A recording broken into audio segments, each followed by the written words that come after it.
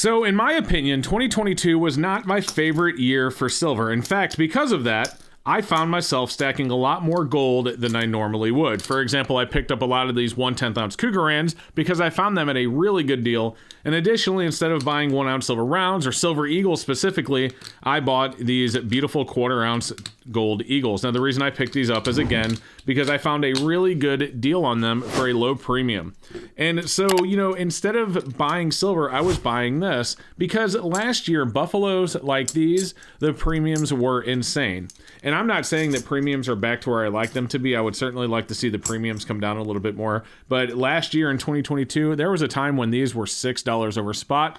And let's not even forget about the insane premiums on 1 ounce American Eagles. There was a time where the premium on silver Eagles was double spot price. In other words, if silver was trading for 19, you were paying 38. That is absolutely unbelievable and not something that I was willing to purchase. In fact, I swore off Eagles for all of 2022 personally, and in 2023, I'm still not there yet to where I'm ready to buy them. I would like to see the premiums come down more, but fortunately, we are starting to see those premiums come down. Now, if we want to talk a little bit about premiums and what causes premiums, we can get into that. So at the beginning of the silver squeeze, and I know I have beaten this bush 100 times talking about it on the channel, but the silver squeeze really created a massive increase in the interest in physical silver. In other words, there was a greater demand.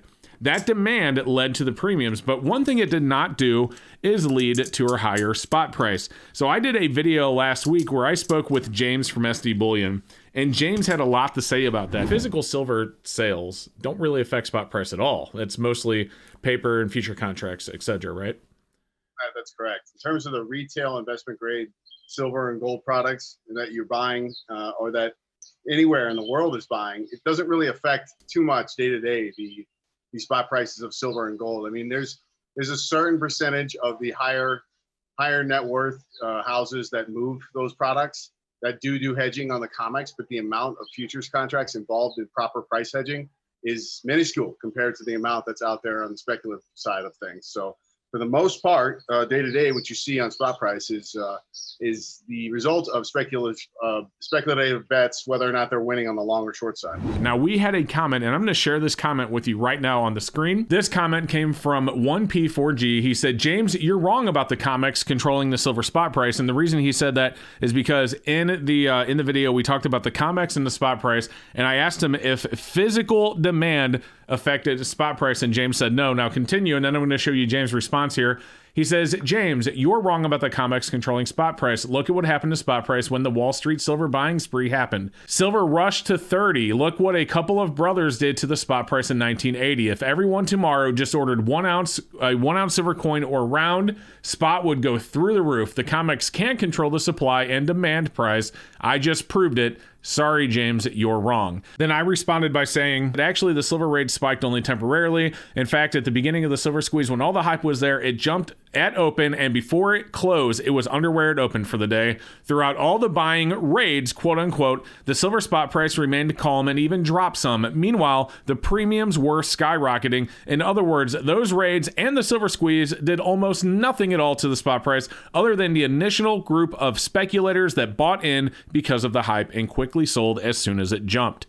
Then James goes on to say, he says, nice try, but your thinking is elementary. If everyone ordered 1 ounce of silver bullion tomorrow, the bullion industry inventory would be gone. Premiums would explode again on back-ordered bullion, and nearly nothing would happen to the COMEX. It is only if and when leveraged COMEX derivative traders have followed suit, going long and beating the leveraged shorts consistently. We saw momentum silver futures longs in the COMEX get their face beaten in, down from 30 an ounce during the Q1 Wall Street Silver 2021 start, which I have talked about before, and we're going to show you a chart in a second.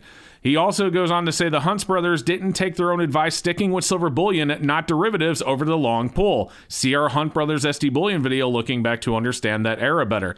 In the end, it is a combination of physical silver demand and COMEX longs, all combined forcing the front month spot higher through their consistent collective long silver bet actions. Both physical and derivative markets getting pushed higher by long bets and insatiable demand for the real thing.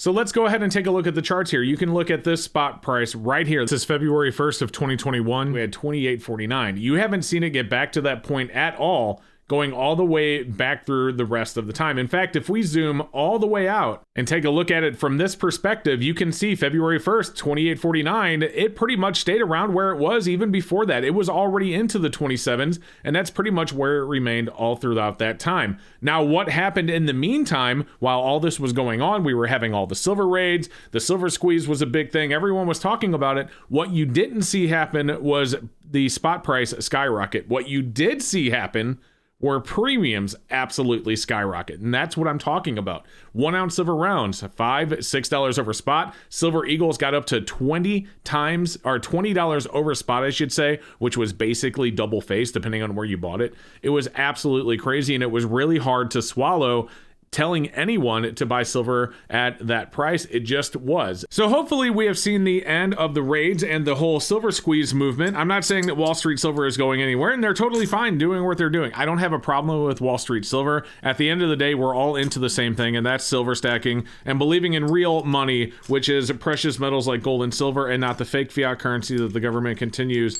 to print into oblivion as we speak. Even if the M2 money supply is decreasing and we see $0 per ounce on the debt clock, it doesn't matter. There's still way too much money out there, and it's not backed by anything, no commodity, nothing. It is just a fiat currency, and so we believe in silver as real money.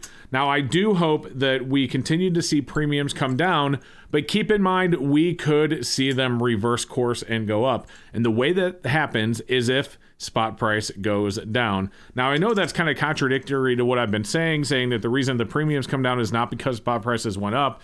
And I still hold by that. The reason that premiums are coming down is because we are seeing a decrease in physical demand. And that's fine. But if we see if we see spot price drop back down considerably, let's say it goes back down into under 20, there could be an increase in demand once again that could once again lead to higher premiums. That's not to say that the reason that the premiums are going up is because spot price is going down and because the bullion dealers need to make that money. It's because the demand is going up. And just like James said in that video, there is a level where they have to place that number so that they don't run out of silver and they can still replace it to be able to keep their lights on and pay their employees. What is a bullion dealer going to do if he is selling the silver cheaper than what he can go back and buy it for? They're going to go out of business. So I totally understand where they're coming from. But for me and you, I really hope that that doesn't happen. And I hope what we see, and I can continue to buy silver this year, is that we continue to see those premiums stay low. And that's why I am going to be very heavy into silver this year, and my gold buying is almost going to be completely nil until something happens. Right now, this is where I want to be. Maybe not Silver Eagles. The premiums are still way too high, but you can get, I'm seeing deals right now for rounds in the low twos, like 230, 240, 250 over spot, and that's almost where I think it should be. So guys, thank you so much for watching. I hope you enjoyed today's video. Do me a favor, don't forget to like and subscribe. We are at 105,000 subscribers. Thank you for being here. I'm hoping to hit 200 soon. Also, I want to quickly tell you about this really cool swag pack that I have teamed up with SD Bullion to give away each and every month. A 1 ounce silver round, an SD Bullion polo, and an SD Bullion tumbler. If you guys haven't seen that yet, I'll put a link in the description below with details. Again, thank you so much for watching, and I hope to see you in the next video.